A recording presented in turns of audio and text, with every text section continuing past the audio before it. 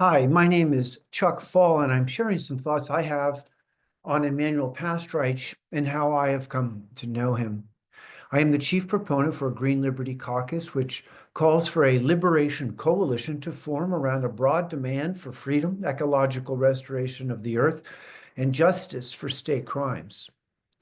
I became friends with Emanuel after reading an article published at the Global Research.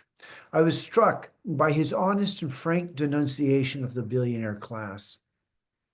Emanuel recognizes that the plutocrats are a real problem in our society for their sheer cruelty to the working classes and disregard for human life in general. Moreover, the unbridled pursuit of profit over life itself has caused a catastrophic loss of biological diversity, weakening the ecosystem itself. Emanuel recognizes that the billionaires actively thwart the will of the people by pitting working class against working class and creating boogeyman enemies. So we fearfully follow the official narratives and engage in war. As a result, we, the people, are facing the possible and likely fate of being prey if we are not already being eaten by a powerful global technocracy. Emanuel supports the call for a Green Liberty Caucus in every state and every nation.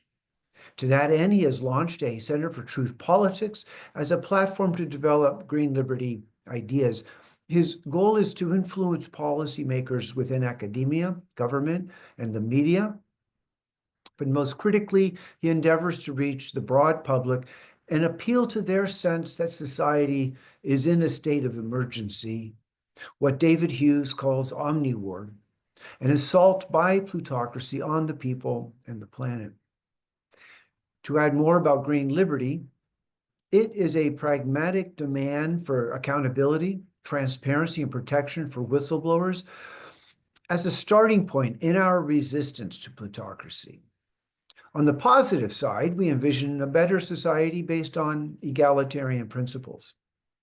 Ultimately, Green Liberty seeks to organize within the state Green parties and outside the party system among the politically unaligned. The goal is to build an activist bloc to advance a liberation coalition. To that end, Green Liberty Bloc champions a broad demand for an egalitarian society where there are no rich and no poor. The rich are removed from power, and we have real and not fake democracy. Certainly, we need to distinguish between long-term strategic goals and tactical transitional objectives. We invite freedom activists to establish a Green Liberty Caucus in your local area, in your state, and build a network. But the green value for grassroots democracy makes clear that change requires citizen engagement and an actual movement that organizes to compel the plutocracy to stand down and puts people in place to assume the mantle of power. So we need to plan and organize to stop the emerging techno-totalitarian ambitions of the globalist plutocracy, but simultaneously advance programs to create a commons owned by the municipalities, led by egalitarians, that secures necessities of life, food, housing, education, and healthcare. The decentralized model in which power is devolved to the direct democracies of free cities represents a desirable framework for how power could be held. A confederation of free cities would provide the physical means by which we, the people, liberate from the plutocracy and its regulatory capture of the state, Congress, and the judiciary.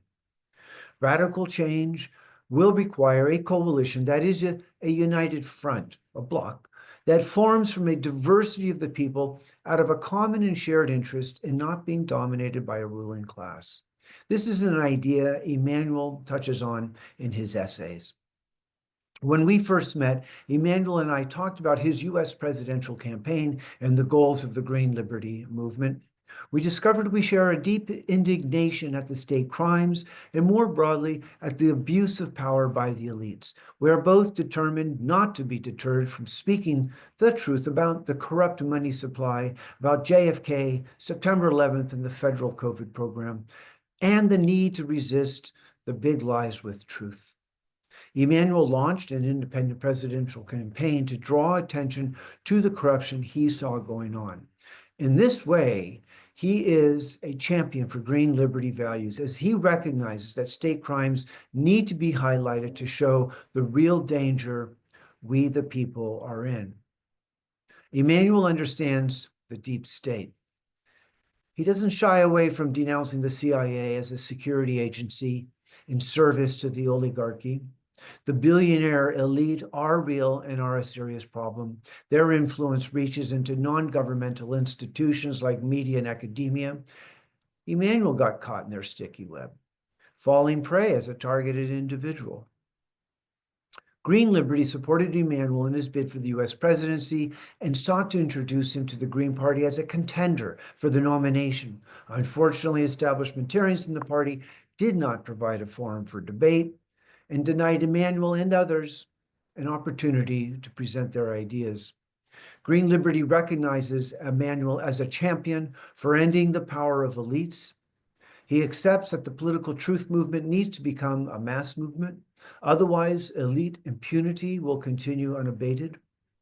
And more COVID events, economic crashes, will be brought down onto society. But in the end, an individual cannot make a movement alone. We accept that radical egalitarianism, born of a mass demand, is necessary as a long-term, multi-generational goal to empower the people and disempower the oligarchs. We need to organize and plan and discuss the future with the end goal of removing the rich from power and making society fair and ecological, so life is afforded for all. This is a fight against technocracy and for real democracy. Emanuel has taken up the mantle of the green liberty sensibility. He recognizes that Western civilization is on the edge of falling into a techno-totalitarian abyss overseen by technocrats. So he speaks out against this possibility. In solidarity, I am Chuck Fall, chief proponent for a green liberty movement.